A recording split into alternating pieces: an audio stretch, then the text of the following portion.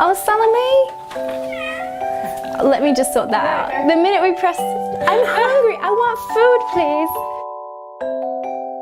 My name's Lauren. I'm the owner of Lady Dinah's Cat Emporium in East London. We're a cat cafe in East London, and we invite guests to join us and our 14 cats for tea 6 days a week. We named the cafe Lady Dinah's Cat Emporium because we wanted to bring in an element of sort of quiet and bookishness. So naming our cafe after a fictional storybook character was part of bringing that sense of quiet to the cafe, and also giving it a sort of ostentatious name, including Emporium rather than cafe, was to encourage people to think of us as something other than just a cafe.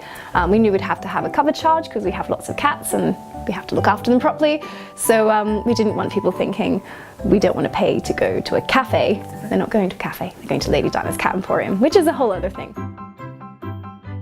Old Street is where 3 of the most densely populated boroughs in London intersect, and this means people are living in small places and they can't have pets, probably renting, can't have pets.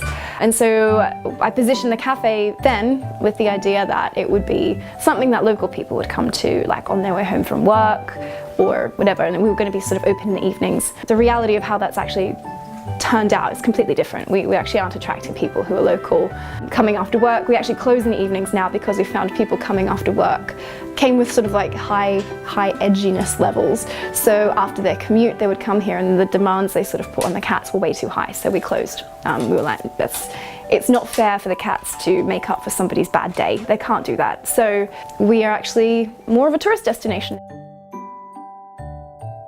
Well, before I opened Lady Dinah's Cat Emporium, I used to be a producer in video games. So most recently I was senior project manager for Sony Worldwide Studios. Just chatting to some guys at work, and they had mentioned that I just seem to like animals a lot more than I like making video games. Well, I had been to a cat cafe in Japan a couple of years ago, and I thought it was an interesting idea, but I didn't think they carried it out particularly well. I thought there were loads of things you could do better. So when I sort of thought about, wouldn't it be nice if London had a cat cafe, I was thinking it would have to be something more than what I had been to. Well, I'd say it was crowdfunding was the thing that made all the difference, because it was evidence that people really wanted what I was prepared to bring to the city as a business. Up until that point, there was a question in my mind about whether or not people would be okay with it. There was even a question in my mind about whether or not I was okay with it. And the thing that we found is it's very doable to keep a number of cats happy in an environment, but the real challenge lays in managing the interactions that they have with human guests. Putting it out to crowdfunding is also a form of market research in a way, because if you don't get funded, people don't want what you're selling, so the job done. Kind of funny thing about opening a business is you can plan 90 pages worth of business plan, and pretty much I'd say if I looked at it now, it's all utter rubbish. It's nothing like the reality, because when you bring in the individual animals, the staff, customers, the whole business is completely different.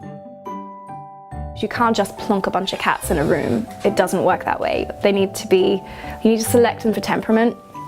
So you need to kind of see if they are going to get on with other cats in the first place. It's hard enough generally to get cats to get along with each other, and then adding in the extra dimension of having a changing population of humans coming through. For cats, that's not a normal life. You know, you have one pet cat your whole life and you think you know cats, but then you have 14 cats and you're like, I don't know cats. I know my cat or a couple of cats. They're all so different. My favourite thing's gonna be the cats. There's nothing like walking in the morning and being the first person in the shop and having them all come running and be like, hello, and yeah, I love them. Hi Tink, do you want to come say hi to me please? Thank you. How's my girl? Oh.